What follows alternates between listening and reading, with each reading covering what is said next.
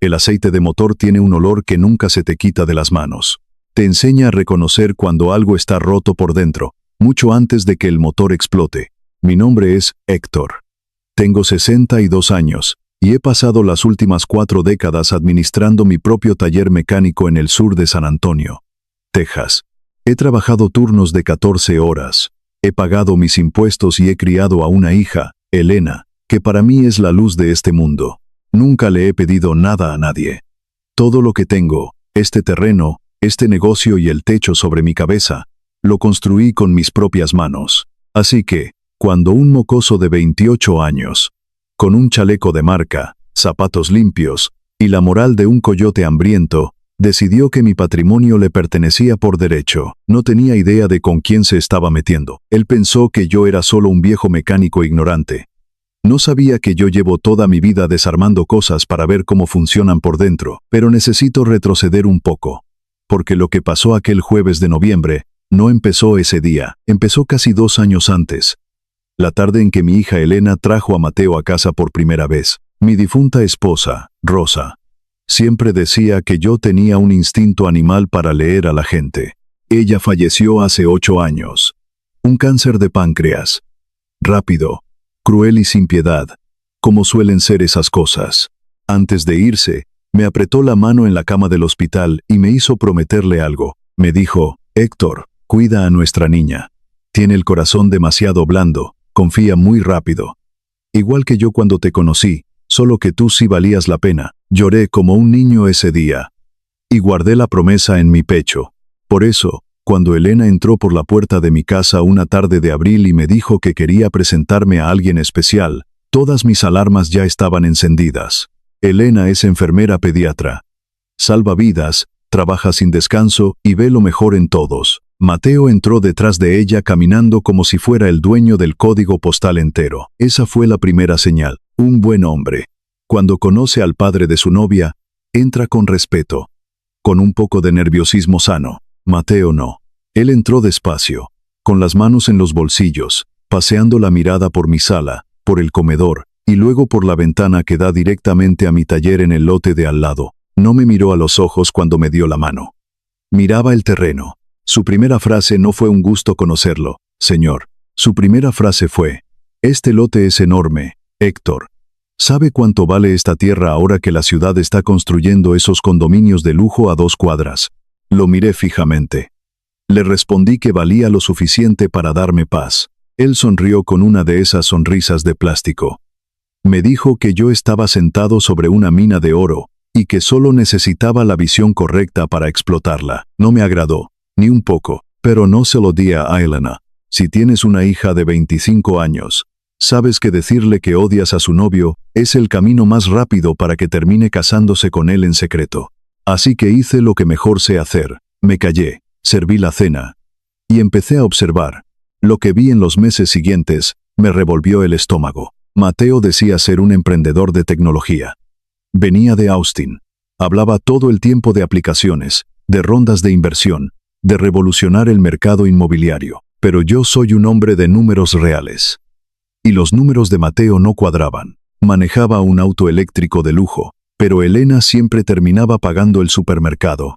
Él usaba relojes caros, pero la tarjeta de crédito de mi hija era la que se deslizaba en los restaurantes cuando él mágicamente tenía que ir al baño justo antes de que llegara la cuenta. Empecé a investigar.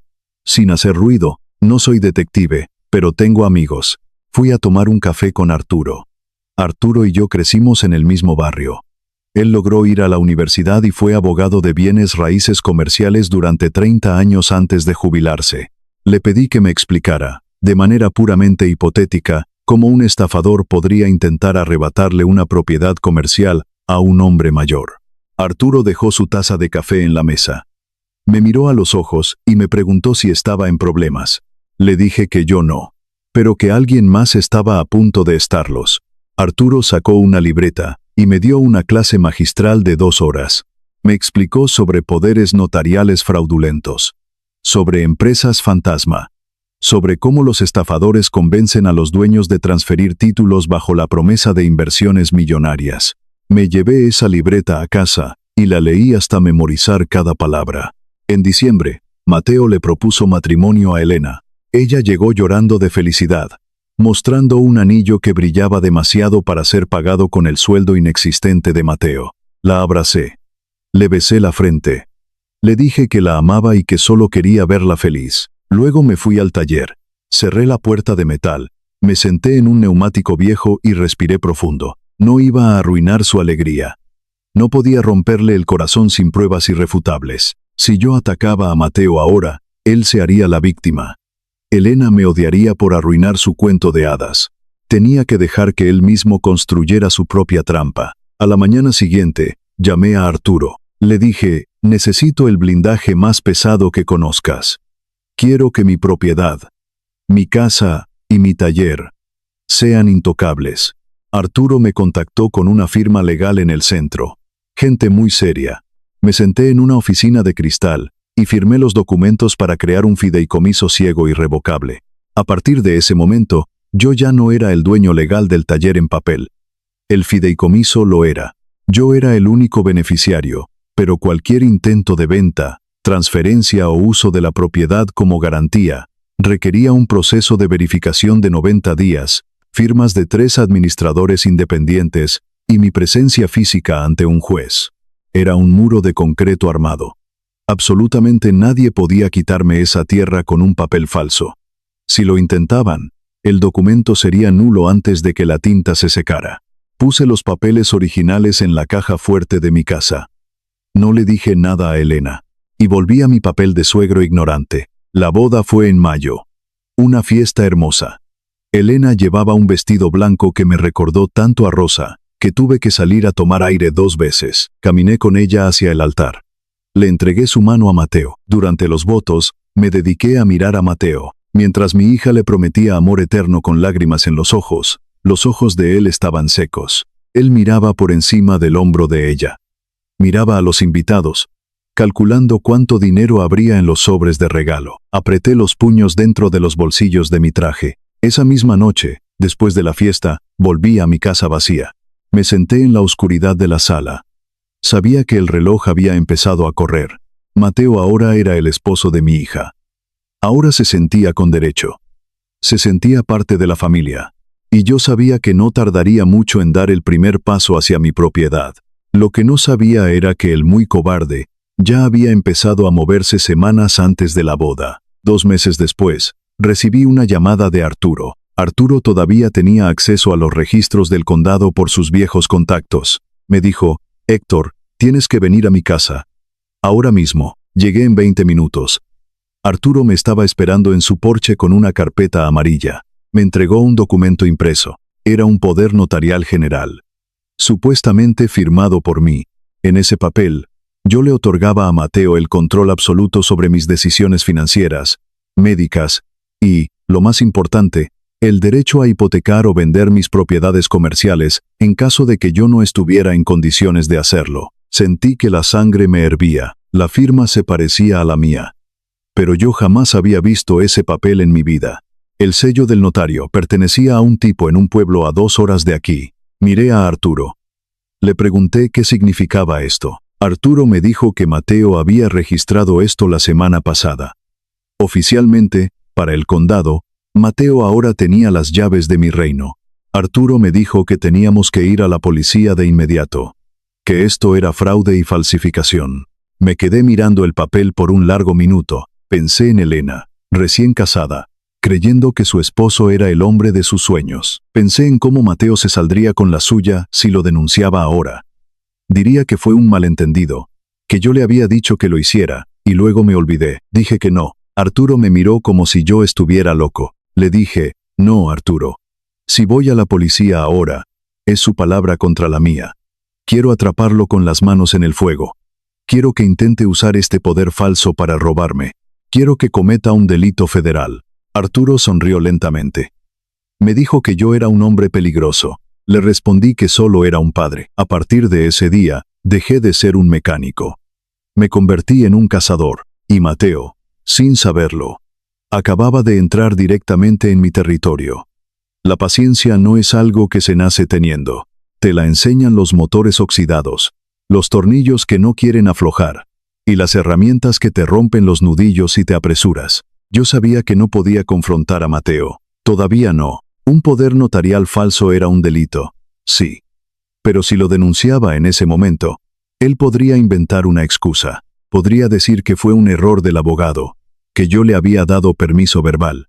Un buen abogado defensor lo habría sacado del problema con una simple multa. Y Elena, mi hija, me habría odiado por intentar enviar a su esposo a la cárcel por lo que ella vería como un simple malentendido. Yo necesitaba que él usara ese documento.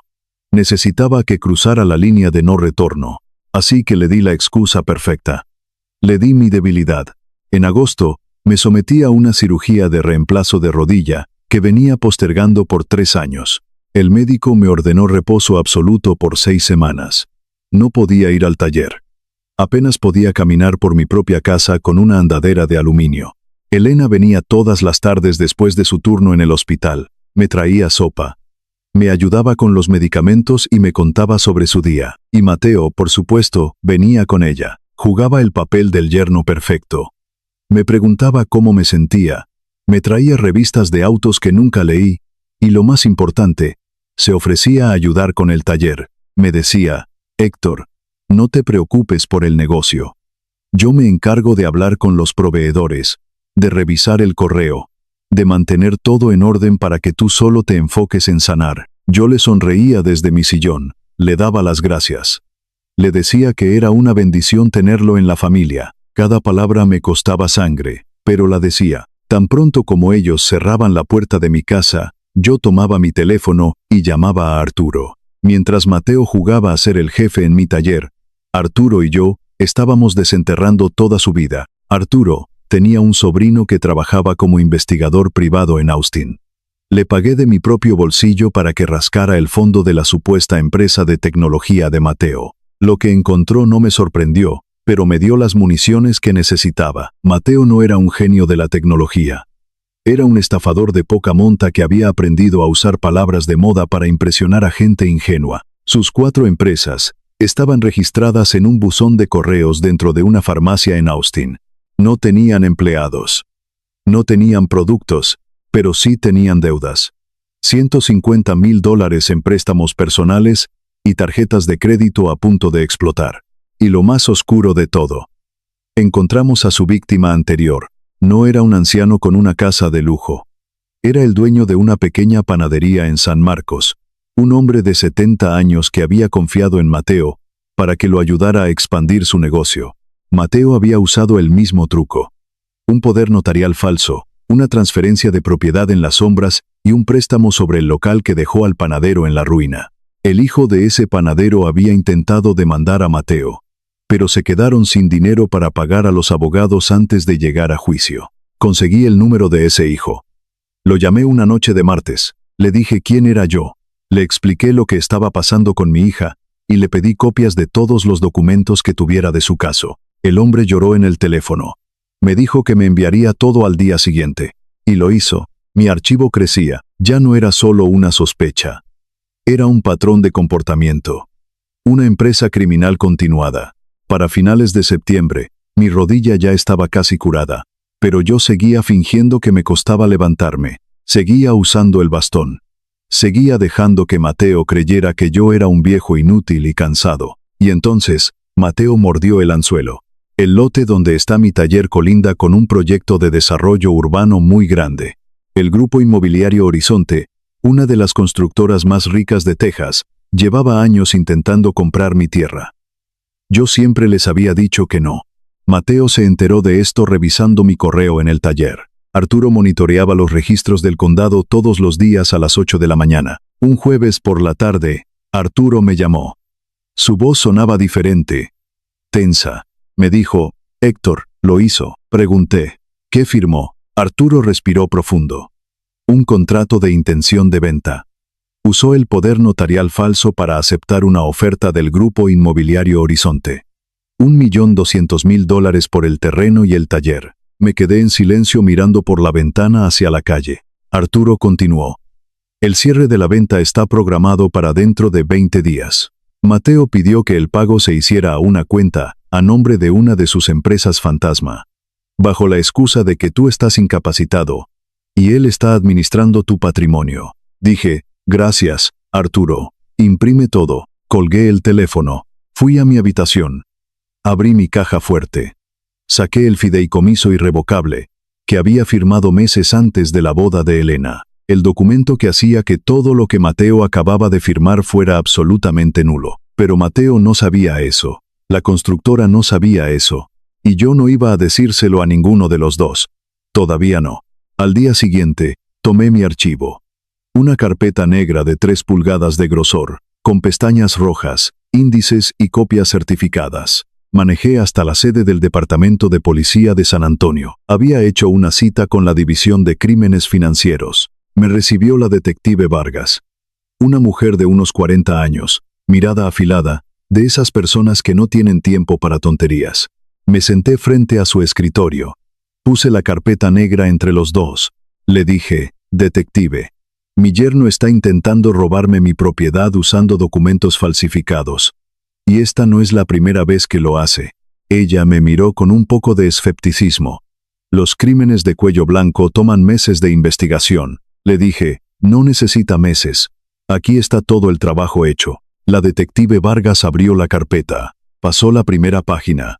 Luego la segunda. El escepticismo en su rostro desapareció. Fue reemplazado por la concentración absoluta de un depredador que acaba de oler sangre. Leyó sobre el poder notarial falso. Leyó sobre la panadería de San Marcos. Vio los registros de las empresas fantasma, los historiales de deuda y el contrato de venta recién firmado. Después de 45 minutos de lectura silenciosa, cerró la carpeta. Me miró fijamente y dijo, «Señor Héctor, he visto abogados que no arman un caso tan limpio como este. ¿Cuándo cree que intentará finalizar la venta?» Le respondí, «El cierre es en 19 días. Pero antes de eso, tendrá que venir a decirme que me tengo que ir de mi propia casa. Intentará convencerme de que es por mi bien». La detective Vargas asintió. Dijo, «Estaremos listos». Y yo le respondí, «Yo también». Pasaron 2 semanas. 14 días en los que vi a mi hija sonreír. Hablar de comprar una casa propia con Mateo, de tener hijos el próximo año. 14 días en los que Mateo venía a cenar a mi casa.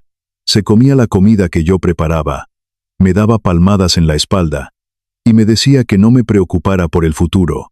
Que él tenía todo bajo control. Yo le sonreía. Y contaba las horas. Fue un martes por la mañana. El cielo estaba gris, pesado, a punto de llover. Típico del otoño en San Antonio. Yo estaba en el taller. Ya no usaba el bastón. Estaba limpiando mis herramientas, acomodando las llaves inglesas en su tablero, sintiendo el metal frío y familiar en mis manos. Mi teléfono sonó.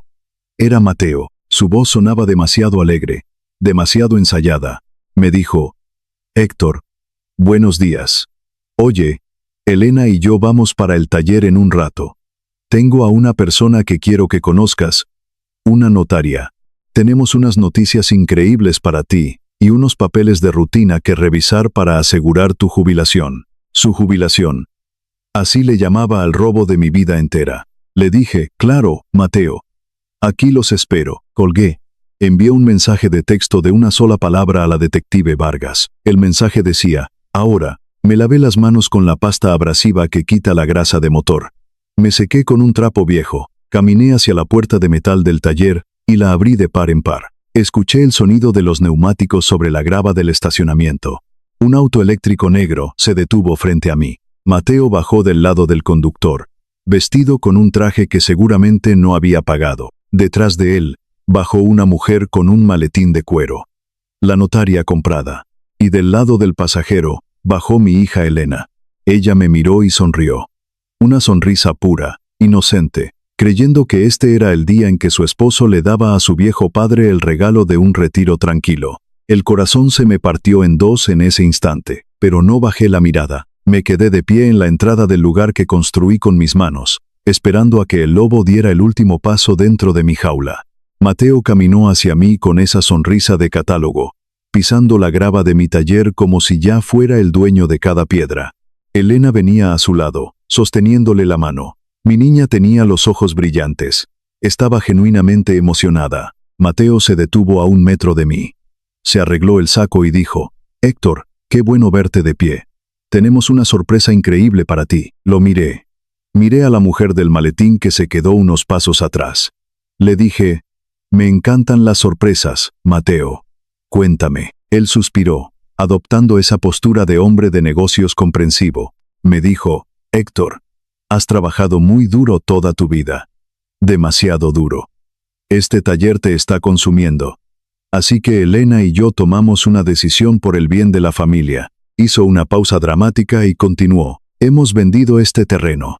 Conseguimos un trato espectacular con el grupo inmobiliario Horizonte. Y con ese dinero, te hemos asegurado un lugar en una comunidad de retiro de lujo en Hill Country. Tienen enfermeros las 24 horas, un lago hermoso, campos de golf. Ya no tendrás que ensuciarte las manos de grasa nunca más. Elena me miró. Me dijo, papá, es hermoso. Mateo se encargó de todo el papeleo pesado para que no te estresaras. Queremos que descanses. La inocencia en su voz fue como una puñalada en el pecho. Mateo la había convencido de que esto era un acto de amor. Miré a Mateo. Él me devolvió la mirada con la confianza de un jugador de póker que cree tener las 4 cartas ganadoras. Le dije, un retiro en Hill Country. Suena costoso. Él asintió rápido. Dijo, lo es, pero el terreno se vendió por $1.200.000. Hay dinero de sobra. Solo necesitamos que la notaria aquí presente valide unas últimas firmas para la transferencia de fondos a la cuenta administradora. Su cuenta administradora. Su empresa fantasma. Respiré profundo. El aire olía a aceite quemado y a lluvia inminente. Le dije, es una oferta fascinante, Mateo. Pero hay un pequeño problema con tu plan. Su sonrisa vaciló por 1 milímetro. Preguntó, ¿qué problema? Di un paso hacia él. Las mentiras son como el óxido, Mateo. Si no las limpias a tiempo, terminan pudriendo todo el metal. Levanté la voz lo suficiente para que la notaria también escuchara. Le dije, el problema es el poder notarial falso que registraste en el condado hace 2 meses. El problema es la cuenta a nombre de una empresa fantasma en Austin que tiene deudas por $150.000. Y el mayor problema de todos es un viejo panadero en San Marcos, al que dejaste en la calle usando exactamente el mismo truco. La sonrisa de Mateo desapareció por completo. Su rostro se volvió blanco, como si le hubieran drenado la sangre. Elena soltó su mano de golpe. Ella me miró, luego lo miró a él. Dijo, papá, ¿de qué estás hablando? ¿Qué poder notarial? Mateo empezó a tartamudear. Dijo, Héctor, estás confundido. No sabes de lo que hablas. Estás enfermo. Los medicamentos te están afectando. No lo dejé terminar. Le dije, no estoy enfermo, Mateo. Y no estoy confundido. Llevo meses investigando cada uno de tus movimientos.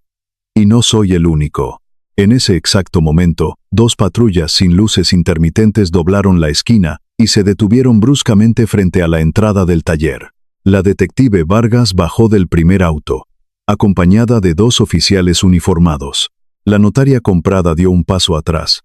Soltó su maletín y levantó las manos antes de que alguien le dijera nada. Sabía exactamente lo que estaba pasando. Mateo miró a los policías, luego me miró a mí. El pánico real, crudo y absoluto, se apoderó de sus ojos. La detective Vargas se acercó con una calma aterradora. Dijo, Mateo Salazar, queda usted bajo arresto por fraude inmobiliario, falsificación de documentos públicos y explotación financiera. Mateo empezó a retroceder. Dijo, esto es un error. Yo soy el administrador legal. Tengo los documentos. Un oficial lo tomó del brazo, lo giró y le puso las esposas. El sonido del metal cerrándose resonó en todo el taller. Tiene derecho a guardar silencio, dijo la detective Vargas. Mateo se giró desesperado hacia mi hija. Gritó, Elena, dile que es un error. Dile que tú estabas de acuerdo. Diles que me diste permiso. Ese fue su peor error. Intentar arrastrarla a ella. Elena estaba temblando. Las lágrimas le corrían por el rostro, pero no era por tristeza.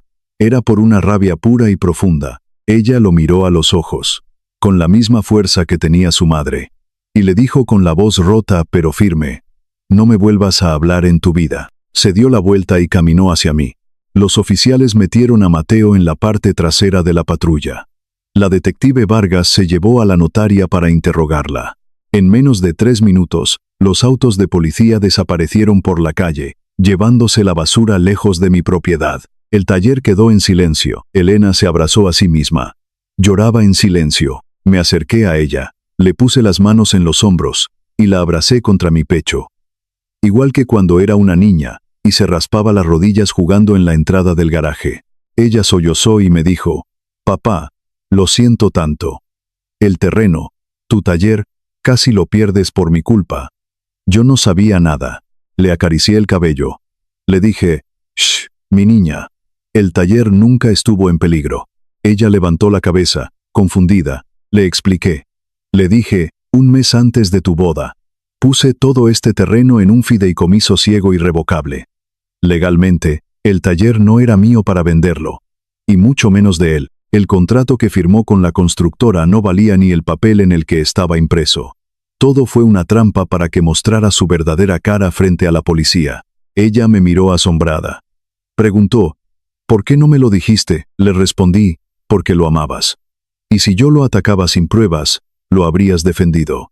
Tu madre me pidió que te cuidara antes de morir, y a veces, cuidar a alguien significa dejar que la ilusión se rompa para salvarles la vida». Nos quedamos abrazados en el taller durante mucho tiempo. Dejamos que la lluvia de San Antonio cayera sobre el techo de lámina, lavando todo lo que había pasado. El juicio de Mateo no tomó mucho tiempo. Cuando la fiscalía combinó el caso del panadero de San Marcos con mi caso y los testimonios de la notaria que decidió cooperar para salvarse, la defensa de Mateo se desmoronó. Fue sentenciado a 8 años en la prisión estatal de Huntsville, sin posibilidad de libertad condicional anticipada. 8 años encerrado en una celda, sin trajes caros, sin autos eléctricos y sin nadie a quien estafar. Elena solicitó la anulación del matrimonio de inmediato. El juez se la concedió en tiempo récord por motivos de fraude. Mi hija se mudó conmigo un tiempo. Volvió a su antigua habitación. Los viernes por la noche cocinábamos juntos. Le enseñé a preparar los tamales estilo Monterrey que hacía su madre. Descubrió que tenía la misma mano para la masa que tenía Rosa. Poco a poco, la luz volvió a sus ojos. Se enfocó en su trabajo en el hospital.